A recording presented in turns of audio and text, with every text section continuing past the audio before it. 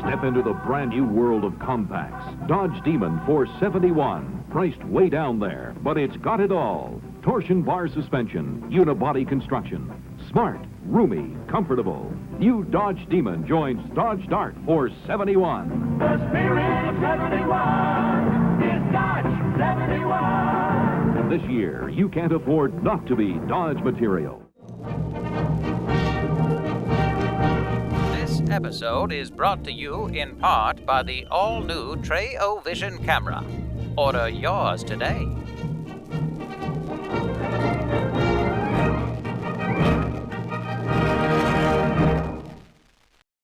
To come across a 1971 Dodge Demon 340, well, that's a good thing. To come across a 1971 Dodge Demon 340 with a six-pack built by and sold by Mr. Norms, that's a great thing. You add in the fact that this car is not only all that, but it is loaded with documentation, and you name it on the documentation. One of the most documented cars we've ever done. We have the original Monroney window sticker for it. We have the point of sale from Grant Spalding Dodge showing how much money they paid for it, how much money was put down. The entire deal is right there. We have the original key tag, the original keys, the code on it, the envelope that those keys came in. Literally, we have every single piece of literature and documentation that a person would have got when they went in and bought that car brand new. Somebody somewhere had the forethought to save all of that documentation and keep it preserved and in good shape so that one day it could go with the car. Well, here we are. It's one day. And that car, very likely, because of all this documentation and being a Mr. Norm's car, is a one of one ever made. This time on Graveyard Cars, Mark and Justin begin assembly on the ultra-rare and highly documented 1971 Mr. Norm's Dodge Demon. Then, the team shifts gears to focus on a Graveyard Dreams made-to-order 1969 Charger tribute car. But can the ghouls get these gorgeous Mopar icons on track and through the shop? Or will a miscommunication grind progress to a halt? Why wait 3 months after we put the drivetrain in it? Sir, has not been 3 months. That drivetrain's been in there for over 3 months. 3 months he takes to do that. This is what I deal with all day long. Look at it. Find out on this episode of Graveyard Cars.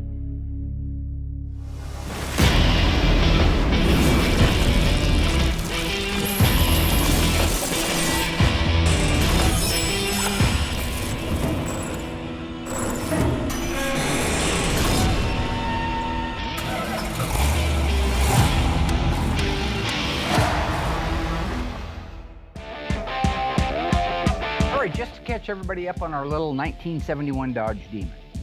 This is our Mr. Norm's car. This is a real Mr. Norm's car.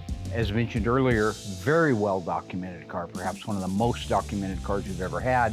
The fact that it's a Mr. Norm's car and documented the way it is even better yet. Now, when we got the car, it was partially disassembled. I knew it had some rust.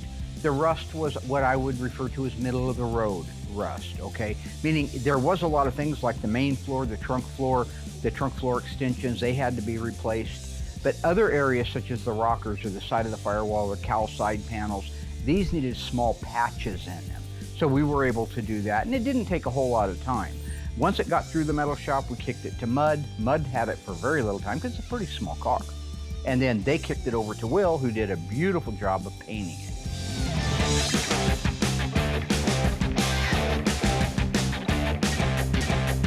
So the drivetrain Doug and I did collectively. Once it was put together in detail, we put it on the engine run stand, ran it for a while, found a little oil leak that wasn't really a problem other than Dougie kind of sort of forgot to tighten down the adapter for the oil filter. But with that done, we were able to put it on the K-member, all restored. Last time you guys saw the car, we had installed it in the car and were able to let the car down on the ground and have it as a complete roller.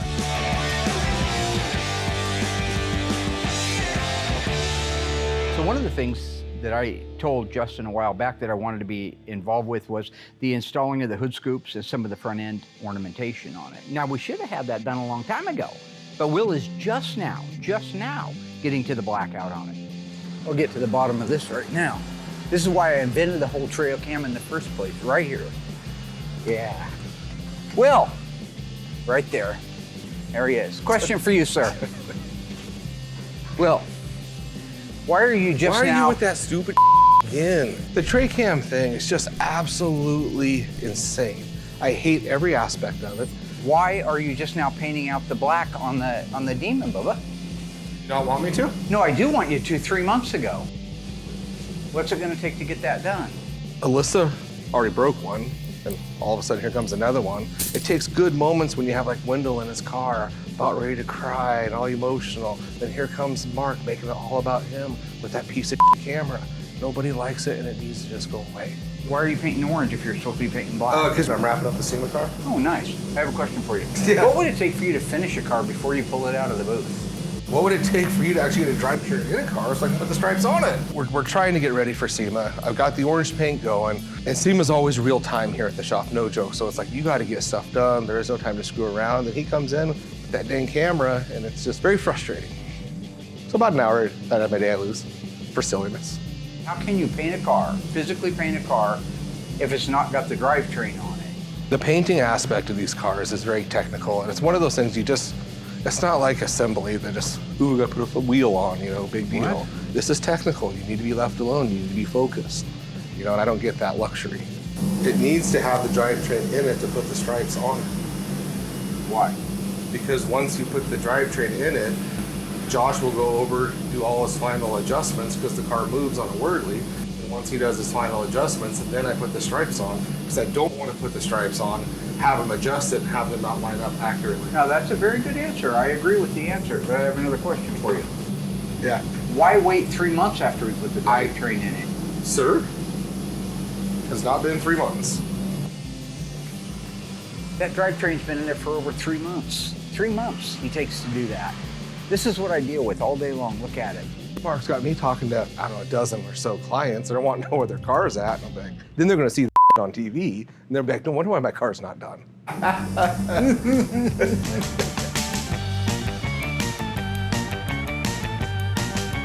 So when it comes to using our hot rod black paint that we use to duplicate the stripes, it's a real finicky product. And what I'm saying is, for the best results for this, it needs to be below 70 degrees and dry naturally. If you bake it or if it gets too hot, it dries uneven.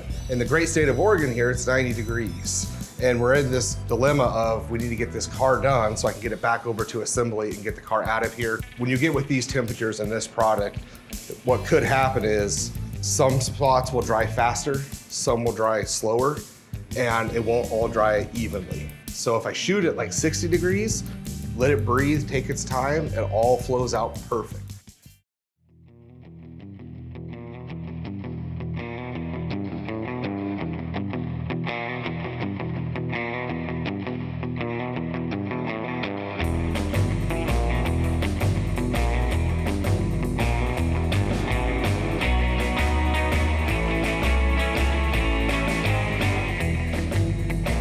Despite all of Mark's foolishness, the blackout came out great, and I can kick it over to assembly.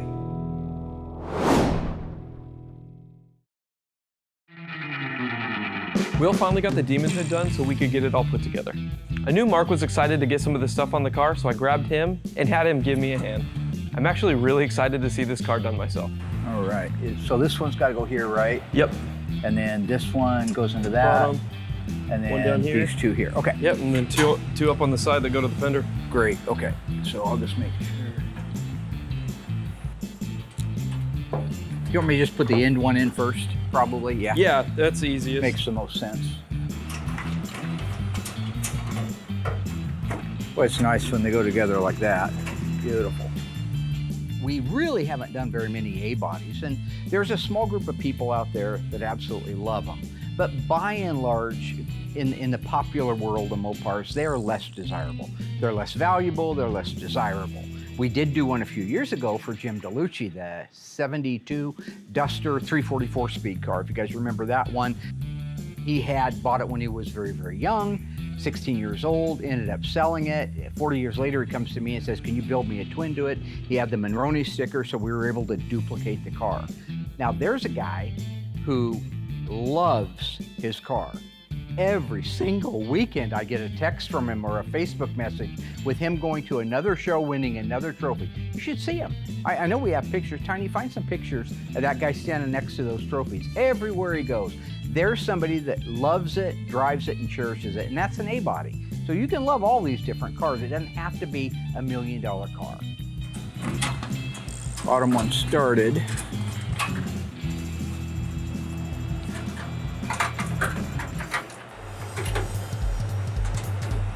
Okay, all started. There we go. Good. So look at how nice that just begins to finish off the front end of that car. It's amazing how beautiful everything is when it's new and fresh and restored the way it's supposed to be. Absolutely gorgeous. I love that. This was such a straight car when it first came in, wasn't it? It was a real straight non-wreck car. Okay. But it was pretty rusty. We did a lot of panels on it. Really? Gotcha. Yeah. Okay. I had forgot how many panels. I was looking back through pictures recently and I realized how many there were. So just real quick, I'll explain what I meant by a lot of rust. As I had mentioned earlier, it did have some rust issues. I don't want to give people the impression it was a rust bucket. It was not. It was a good, complete car, although it was partially disassembled and wearing its original paint when it came to me. But after we got it back from dipping, that's when, of course, you find out all your sins. As I mentioned, we ended up doing the trunk floor and the trunk floor extensions. Really, the quarter panels, the front and behind wheel opening areas needed to be replaced down low, but the rest of the quarters are completely original. So in the world of replacing parts, that's not terrible. We had a lot of little patches to do, like in the frame rail we had a patch, in the cowl side panels we had a patch, we had some little ones in the front of the rocker that we had to address. You know, a lot of little things like that that don't really compromise how much metal is original on a car. To me, the biggest thing was that his hood was ironically just rotten. So rotten that we ended up getting another hood and making it into a true 1971 Dodge Demon hood. But we had his original one and we never dipped it. It was quite a bit.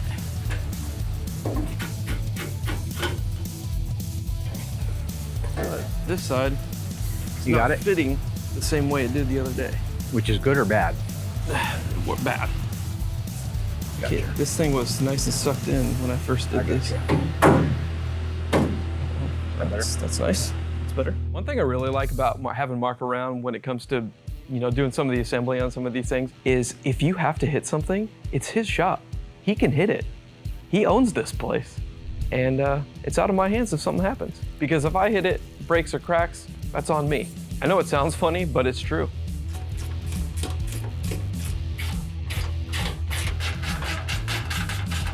Okay, so he's going to finish tightening down the last two bolts on the valance. The next thing we're going to put in are the front side markers. Notice this is chrome. That's because it's a Dodge. Dodge chromed their bezels on a lot of their cars. Not all of them, because Tony gets mad when I say all of them. He'll tell me some car that they didn't. But on this car, the front end is a Dodge Dart, the back end is a Plymouth Duster. So on the Dodge Dart fenders, you got a chrome bezel. Isn't that pretty? But what Mopar didn't want, Dodge didn't want, was to mix that with a Duster, which is what the back end of the car is, painted bezel. So they actually chromed the bezel from the factory so that it would match the front. It's a really neat thing to see. So they would have had to make this part in chrome. This would have had to have a different part number on it. We have to a full-on different part number? It would have to be, right? 'Cause Okay. They had painted ones. Most of them were painted. Some of them were chrome. This would have had to have a chrome part number on it. So we sent them out and had them re-chromed. Beautiful little piece right there. Yeah, they turned out really And nice. the only other thing to show you on this is the retainer that's going to hold these in the front. See these little cutters right here? These are designed to cut into the paint because this is going to count on this unit grounding it. There is no individual ground for it. It counts on this grounding to the fender, grounding to the light. So you want to put the side marker in? Let's do it. I'm gonna have to ask Tony whether or not these are the same as a Challenger or a Charger. I bet it could be. No, these would swoop up to like a point. On a Challenger they Yeah. would, so maybe a Charger? A Charger doesn't swoop up. Yeah, maybe it's like A 70 Charger, yeah. Okay, so he's gonna put the retainer on. Look how nice that looks. You got that, camera boy? Isn't that beautiful? Love that new stuff. So I know the guy's anxious to get it back. We've had it for quite a while. But I'm gonna kind of be sad to see it go in as much as it's the only Mr. Norm's car we've ever had a chance to work on. Got it? Yep. Great. Okay, let's go put the other side on. You ready? All right. I'm liking that. Centered in the opening, ready when you are. Go back just a hair.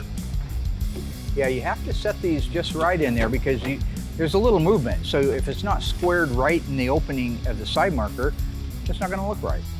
So go forward, backwards, up, down, whatever you have to do to get it. That's it right there. So I think the best part's coming up.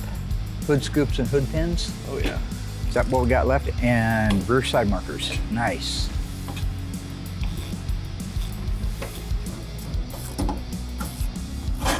Okay, that looks great right there. Got it, beautiful. Now the fun part. We're gonna put on the hood scoops and hood pins next and rear side markers if we have time. So, remember the slaughtered lamb? Okay. American Werewolf in London. I call it a woof, like Teen Wolf. Remember Teen Wolf with Michael J. Fox? That was good. The sequel to it with Justin Bateman was not so good. Jason? Whatever. Jason Bateman, yeah. Now, I know not everybody gets to see every episode of Graveyard Carz, but something interesting, if you look while we're working on the hood, you see the holes in the hood. Tony D'Agostino was out, the Sandwich Man, and we went over a 71 Demon that's very similar to this and had an opportunity to talk about our hypothesis on what these holes were. The thing that's real interesting is it's not on the car, but you probably have one around here because it's the same air cleaner used on an e-body. The 70 and 71 340 air cleaner is a very unique air cleaner.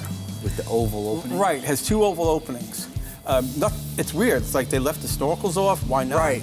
And my theory is that on the A-bodies, well 70 Dart specifically started, it's essentially same hood, because I believe that they were meant to have ducts that connect to the hood opening. Because they're not functional, but they're cut out. Right. They're right. wide open, and they had, I don't know where his are They at. call it diffusers. They were these rubber gaskets that went around. It's a grommet opening, grommet, right? Yes, Yeah, yeah. exactly. Yeah.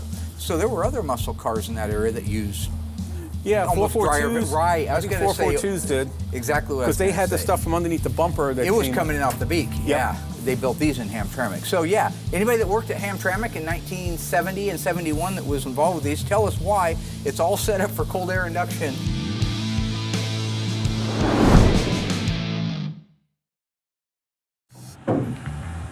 Lined up.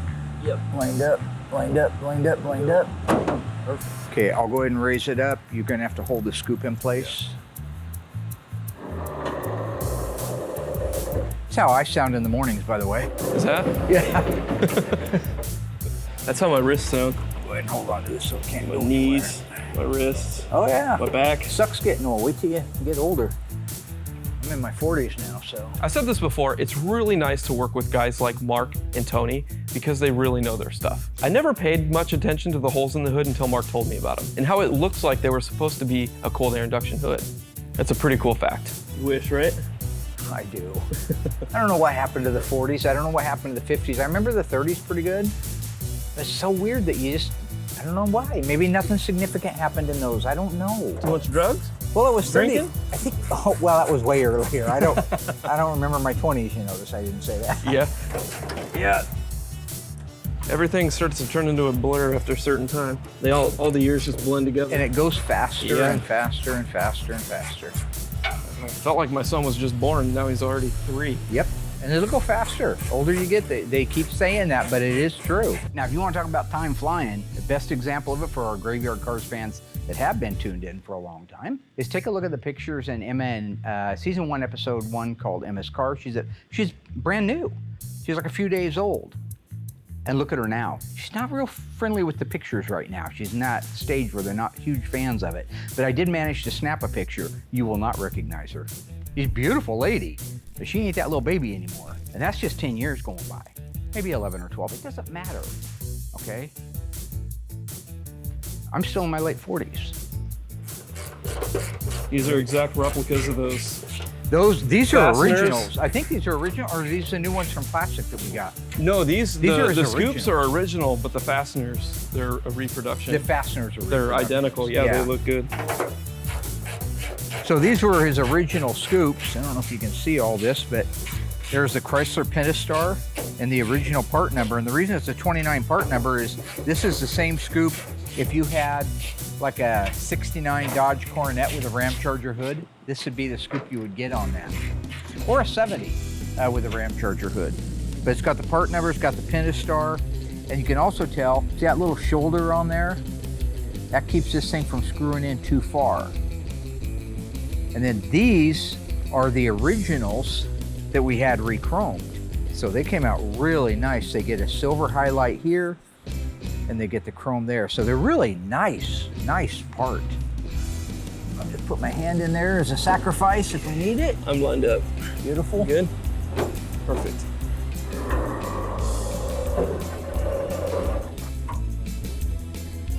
Overall, it's really coming out nice. Very It'd be a nice, clean little car. Very clean. And it's just gone together so nicely. Yeah. I love that. Past few cars have gone together super nice. Mm-hmm. Yeah, well, Ledford was such a nice car when it showed up. It was just a dream. Gay was too.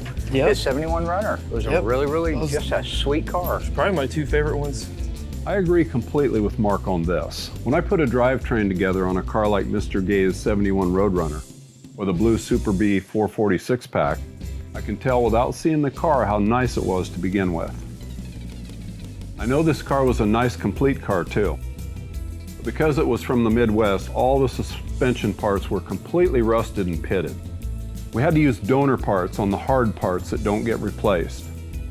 I know we had to find a date-coded 8 3/4 rear end housing because of the pitting that his had.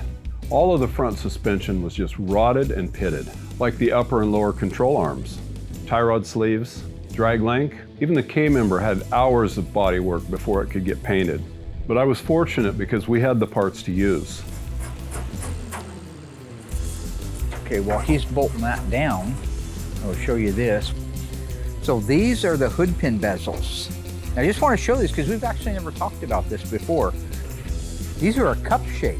So when these go down and into place, they set up against this gasket like that, and they actually pinch that gasket in there. So this is just a really solid quality piece right here. You finish it off with a nice, beautiful new screw like that, and you've got the right look. Set that down on there for you.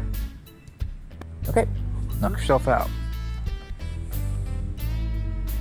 There you go. Wow, I love that chrome. Absolutely stunning. Oh yeah. Just finishes off the hood so nicely. I think the blackout on the hood really helps it out a lot too. Just imagine walking into a dealership and seeing that. Once we finished working on the car, my little contribution to it, I think he actually put the side markers in after I was finished. We let it down and rolled it out in the middle of the shop. I really wanted to get a look at that thing with the trim and the ornamentation, at least most of it on there. And when you stand back and look at that front end, it is clean, it's sleek, but boy is it muscly. When you look at those scoops on there with the blackout, it's not just clean and sleek, it's muscle. You look down the side of the car, very, very clean. Now we still have graphics to do. We have a side stripe and a back end stripe to do. But even just sitting there with the wheel opening moldings on it, the mirror, the outside handle, the chrome, the trim, it's beautiful. It's really verging on a bit of a rich look. Get around to the back end and those Demon taillights, very unique in the Demon, that is total class. That takes it from classy at the back end, muscly at the front end, and just rich as hell down the side. That's a really beautiful car, and I can't wait to see it done.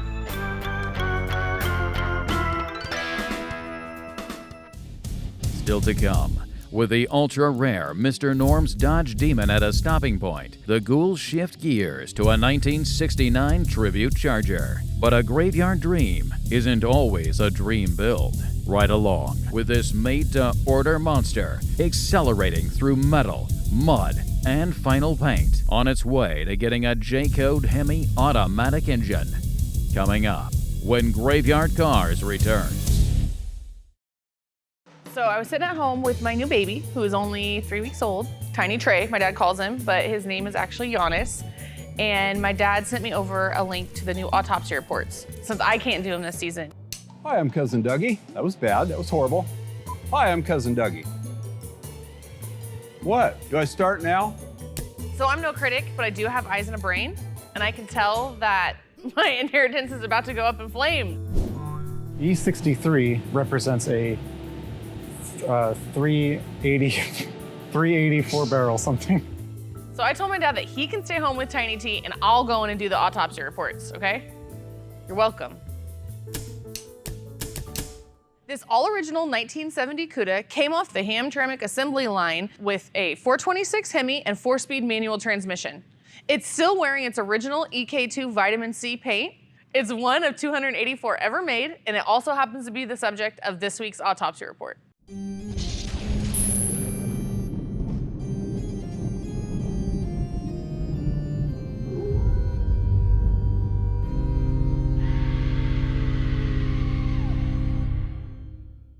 So remember when you're reading a fender tag that you go from left to right, bottom to top. So let's start at the left lower corner. E74 represents a 426 Hemi.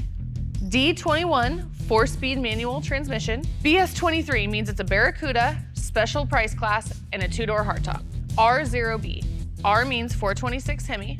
0 means 1970, which represents the model year. And B represents the assembly plant, which is Hamtramck, Michigan. And just FYI, all Hemi Cudas were built in Hamtramck, Michigan.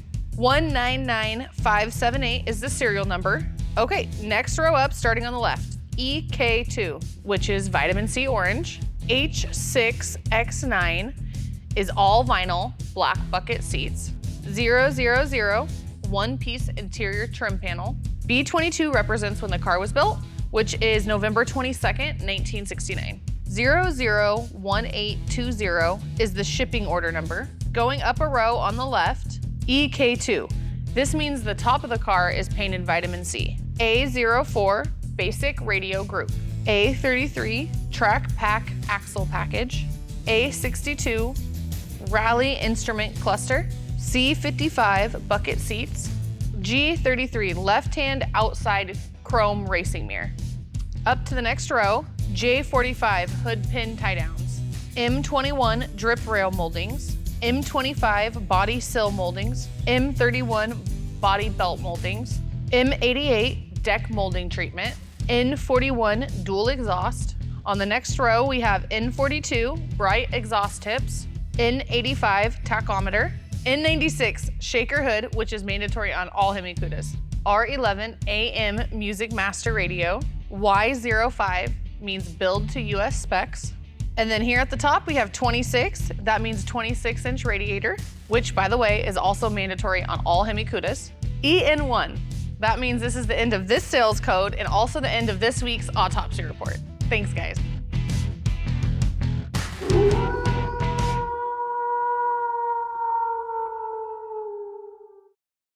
It's a thing of beauty, isn't it? 1969 Dodge Charger SE. Charger excitement in a stunning new special edition. Packed with extras that aren't extra on this one. In here, a world of vinyls and leathers and wood grain luxury. A new front grille just for looks, and an optional 440 Magnum V8 just for kicks. Charger's special edition for 1969. Dodge is turning up the fever now. All right, so a really neat car that's going through the shop right now is a Graveyard Dreams car. It's where you call me up, say, I've always wanted a 69 Hemi Charger. Well, good luck going out and buying one of those. They're a lot of money. So I had a guy call up, say he wanted a 69. He wanted it to look exactly like a Hemi Charger relative to everything, except not all dolled out with all the stripes and all the weird stuff on it. So he has commissioned me to build a 69 Charger that started life as a 318 into a 426 Hemi automatic with a Dana 60 354 gears. Triple black, well actually double black. Black exterior, no vinyl top, no bumblebee stripe, and black interior. So I've been working on taking the original car, which didn't look too bad when we first got it. If you look at pictures of it, it was a fairly clean, straight car. But once we got it dipped, that's when you find all the mud on it, lots of sins underneath it. But all the metal work's done on it. The body work has been done on it. I want to kick it over to Will so he can get started painting on it. But one of the things I needed to have done, because it's getting a 426 Hemi, is to install the subframe connectors that we're using now. These are a really cool, neat piece that needs to go in a car if you're going to put that much horsepower in it. I really love these subframe connectors. They really fit the bottom of the car like a glove. I enjoy how well made they are and how low profile they are. Since these things are so flush with the floor, it's really nice because you can weld them solid from front to rear. Basically, you're tying the front and rear unibody together with steel and prevents it from twisting or sagging.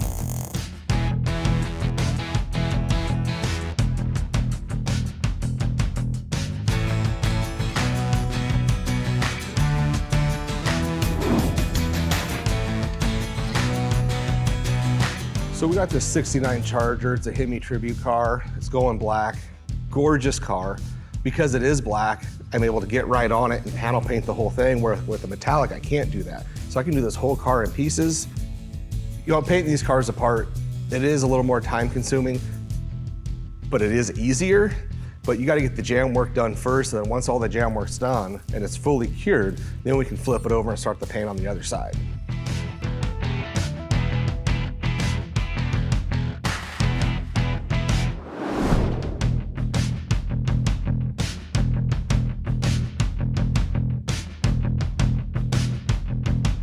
So once all the jam work's completely knocked out, I grab all the parts and pieces, put them in the booth, and then I start the single stage process. I use the 9300, which is a high solids single stage. It's a great product, but you gotta be very careful with it and give it time in between coats so you don't have like solvent pop or something like that. But the end result is a super high finish and it buffs out gorgeous.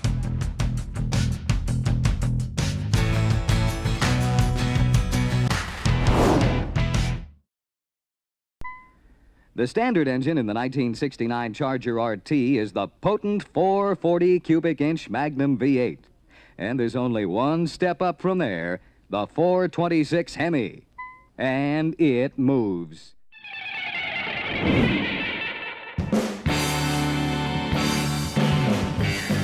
So when it came to doing the body of the car, I had Brody prep this car from start to finish. We're almost at that point where I can completely cut them loose. So I looked the car over. Brody did a great job getting all the prep work done. So now at this point, the car's gonna go in the booth. He's gonna mask it up. Hang on.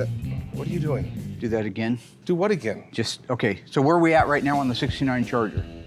What is this? This is the new tray sound. No, this is dumb. No, this isn't dumb. This is actually brilliant. It's not even a Go ahead. microphone. No, this isn't stupid. That's not This even, is what is, No, it's a real microphone. It's a Bluetooth. no, it's not. Don't be a fool. So where are we at on the 69 Charger? Getting ready to paint it. No, elaborate on that a little bit more. Brody did a great job. He got the Charger all prepped. Right, And talk to the audience, don't talk to me. Brody did a great job prepping the car. And at this point, I'm gonna go in the booth and spray it. One more time with some enthusiasm. I can't be enthusiastic when I got this stupid... Oh, I'll pull it back. Is that scaring you? Is that better? Well, I just don't want it all up in my mouth. All I'm doing is nobody's getting in your mouth. Don't flatter yourself. Just... Sir? You.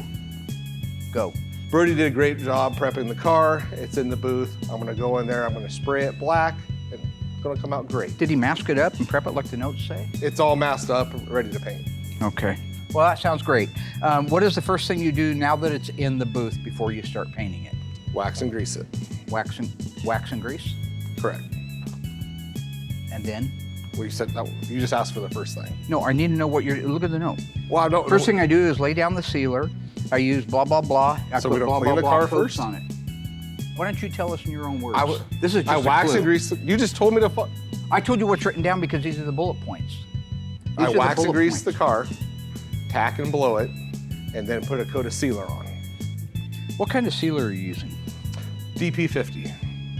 DP50, is that a regular sealer? Yeah. Who makes that? PPG. How many coats of sealer do you put on there? 1. How long do you wait after the sealer before you start top coating it? 1 hour. All right, you should repeat them back to me in the form of a question.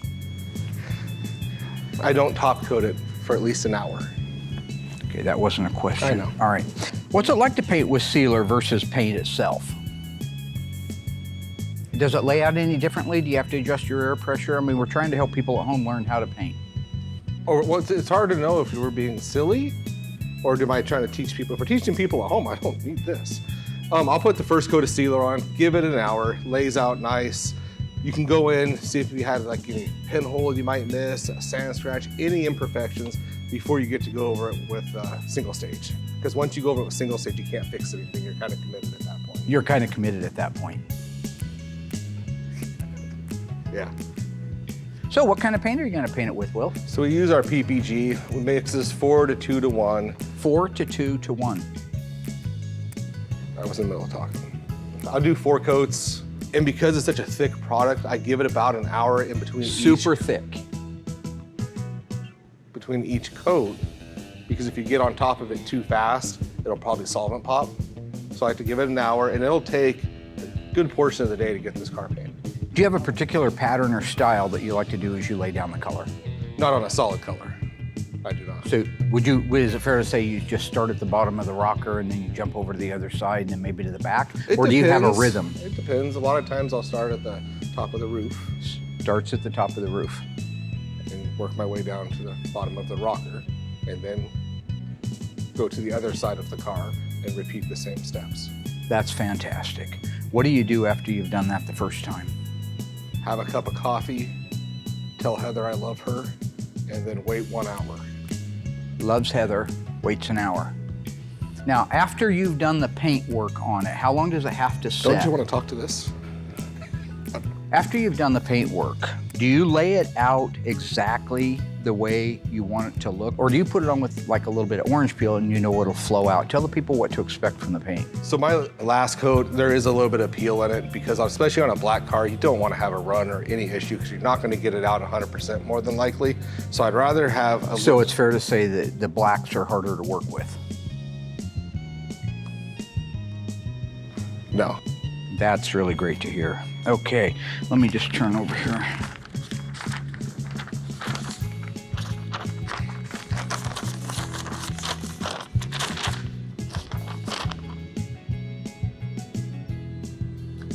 In your own words, I want you to say exactly. It's funny because when I was a kid, I remember people talking about how straight and perfect a body had to be to paint it black.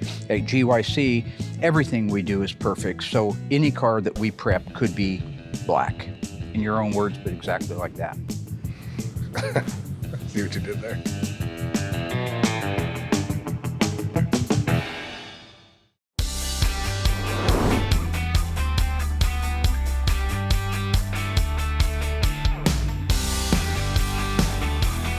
The paint work went superb on the 69 Charger.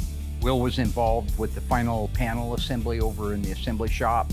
A lot of pieces to put on there, but when it's all done right and the wet sand's done right and the buffing's done and the undercoating's done, it really is just a matter of final assembly.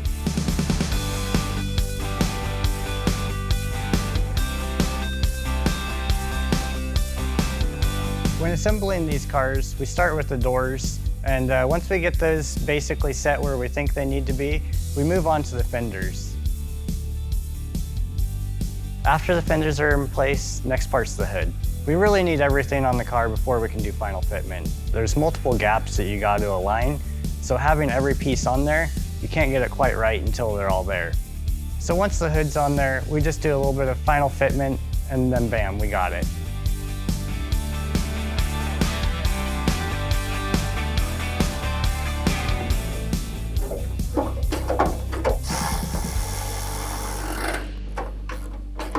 Whew, there you go. God. Thank you, Will. It's stressful. Stay tuned. Now that the 1969 Tribute Charger has been reinforced with new subframe connectors and made its way through body, mud, and final paint, Mark and Cousin Dougie are finally ready to install the massive J-Code 426 hemispherical engine built to factory specifications. Coming up in the conclusion of Graveyard Cars. The engine and transmission we built for this car came out nice. We started with a Mopar Performance 426 Hemi block. We built it out to factory specifications because the gentleman wants this to be as close to an original Hemi J-Code car as possible. We built out a 727 Hemi torque flight to factory specs as well. The rear axle is a new Mosier Dana 60 axle with 354 gears. And the K-member and front suspension are all restored to OEM assembly line specifications.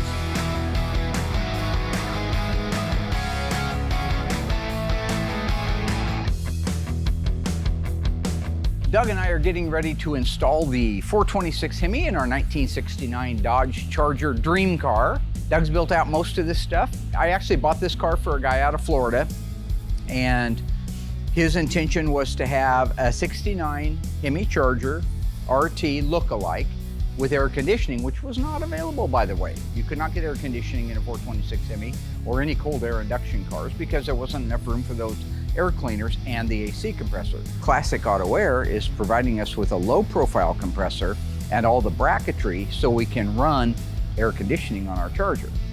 Nice. Now the other thing we learned last time, right Doug? Uh-huh. When we put a Hemi in was to take the passenger side valve cover off. Quite the hard way. There's not enough room for all. You can either take the steering gear off, which makes it easy, or you take off the right-hand valve cover. So Doug is going to take the right-hand valve cover off of it.